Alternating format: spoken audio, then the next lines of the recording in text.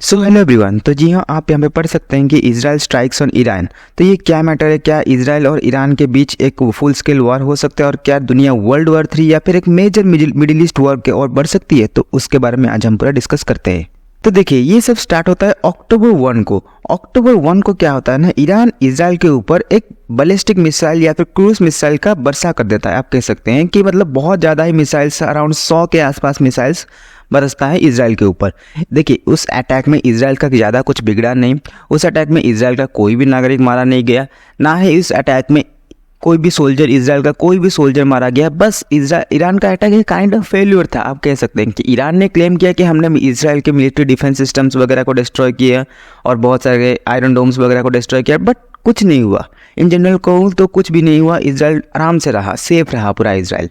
उसके बाद क्या हुआ ना, इजराइल के ऑफिशियल्स वगैरह, और इजराइल को एक जवाब देना था, और इजराइल के ऑफिशियल्स वगैरह ने कहा कि हम दिखाएंगे कि ईरान को कि इजराइल के कैसा पावर है, एक मिडिल ईस्ट में कैसा पावर है इजराइल, कितना डोमिनेटिंग पावर है, वो दिखाएंगे। उसके बाद क्या होता है ना, अक्टूबर 26 कल जो था, इजराइल एक लॉन्च करता है अटैक। पहले तो अज्यूम किया जाता था कि इजराइल का अटैक 12 घंटे तक चलेगा, एक 3 फेज में अटैक होगा, बट 3 फेज में अटैक हुआ, बट 12 घंटे तक नहीं चला। 2-3 घंटे के अंदर इजराइल के एयरफोर्स गए, ईरान के military bases, missile defence systems वगैरह, और उसके साथ साथ मिसाइल मैन्युफैक्चरिंग बेसिस वगैरह को, जो फैक्ट्रीज वगैरह है, तो उनको स्ट्राइक आउट कर दिया और सारे डिस्ट्रॉय कर दिए और वापस आ गया विदाउट एनी कैजुअलिटी। इजराइल का ये क्लेम करना था कि हमने इतना सारा डिस्ट्रॉय किया है, बट ईरान ने कहा कि ना, इजराइल ने बस 2 सोल्जर्स हमारे मारे और ज़्यादा कुछ डिस्ट्रॉय नहीं किया, बस मिलिट्री डिफेंस सिस्टम्स वगैरह कुछ डिस्ट्रॉय किए हैं। ये हाँ ईरान का क्लेम। तो आप कहेंगे कि वर्ल्ड कंट्रीज़ जैसे सऊदी अरेबिया और US, major European nations, NATO, उनका क्या रिएक्शन था? देखिए, सऊदी अरेबिया ने कंडेम किया इस अटैक को और कहा कि ये देखिए एक अरब सोसाइटी के लिए एक मतलब थ्रेट है और ईरान को अपना सोवर्निटी के लिए भी थ्रेट है, सब ये सब कहा। और यूएस और यूके, इन्होंने पूरा बैक किया इजराइल को, कहा कि हाँ, जो तुमने किया है ईरान के ऊपर, जो तुमने किया है बाकी मतलब हिजबुल्लाह के ऊपर कर रहे हो, तो वो ठीक है, पूरा ठीक है, और ईरान को कोई भी स्ट्राइक बैक नहीं करना चाहिए। देखिए, ये रिएक्शन था from US and UK. But उसके साथ ही साथ यूएसए ने कहा कि एक मेजर डीएस्केलेशन प्रोसेस स्टार्ट करना चाहिए ईरान को, कि ईरान को स्ट्राइक बैक वगैरह नहीं करना चाहिए। ये क्यों कहा, मैं आपको समझाता हूँ। देखिए, बहुत सारे वेस्टर्न कंट्रीज वगैरह का कहना है कि अब ईरान को स्ट्राइक बैक नहीं करना चाहिए, क्योंकि रीज़न क्या है मैं आपको बताता हूँ। क्योंकि यूएस नहीं चाहता कि ये वॉर और स्ट्रेस आउट हो। देखिए, पहले तो यूएस को मैनेज करना पड़ रहा है यूक्रेन और रशिया वॉर जो चल रहा है, उसके बाद अभी फिर से अगर इजराइल तो देखिए पहले हिजबुल्लाह के साथ फाइट कर रहा है, उसके साथ साथ हमास के साथ भी फाइट कर रहा है। अगर अभी ये और एक फाइट में इन्वॉल्व हो जाए जो ईरान के साथ, क्योंकि देखिए ईरान के पास प्रॉपर सिस्टम्स वगैरह, मतलब प्रॉपर मिसाइल डिफेंस सिस्टम्स, और उसके साथ साथ क्रूज मिसाइल्स, ड्रोन्स, ये सब है। उसके साथ साथ ईरान को बैकफायर कौन कर रहा है ना, रशिया इंटेलिजेंस इनपुट भी दे रहा है ईरान को। और जो ये अटैक इतना ज़्यादा डिस्ट्रक्शन नहीं कर पाया इजराइल, इसके पीछे रशिया का भी एक रोल है। क्या रोल है?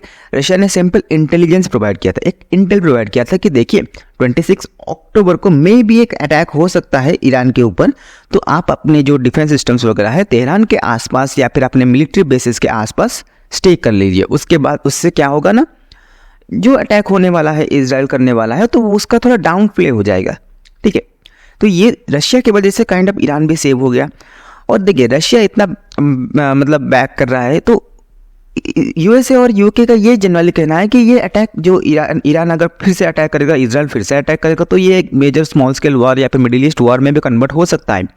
और यूएस ने कहा कि हम पूरा बैक करेंगे अगर ईरान ने फिर से अटैक किया इजराइल को।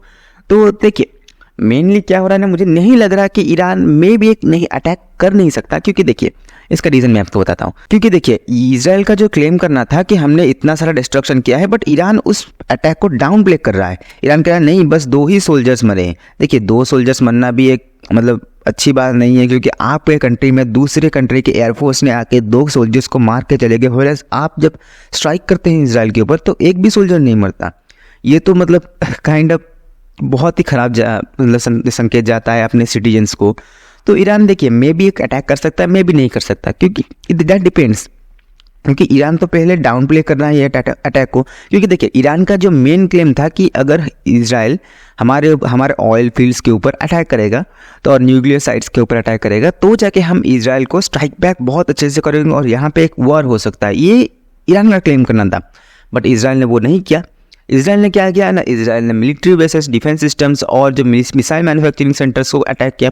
देखिए मिसाइल्स तो पहले ईरान मैन्युफैक्चर करके बैठा होगा ना, जो हज़ारों की संख्या में मिसाइल्स जो सब इजराइल के ऊपर स्ट्राइक करना है ईरान को, वो तो पहले से भी मैन्युफैक्चर करके बैठे हो गए, थोड़ी ना आज मैन्युफैक्चरिंग स्टार्ट करेंगे और फिर एक महीने में मैन्युफैक्चर करके नहीं, उन्होंने पहले से मैन्युफैक्चर किया होगा। तो that's not a problem for Iran. उसके बाद जाके वो इंफ्रास्ट्रक्चर को ठीक कर सकते हैं फिर से मैन्युफैक्चर करने के लिए। बट देखिए ये मैं कहूँगा कि ये अभी तक रुका नहीं है, ये चल सकता है। कुछ मेजर अपडेट्स आते हैं तो I will inform you. Thank you. जय हिंद, जय भारत।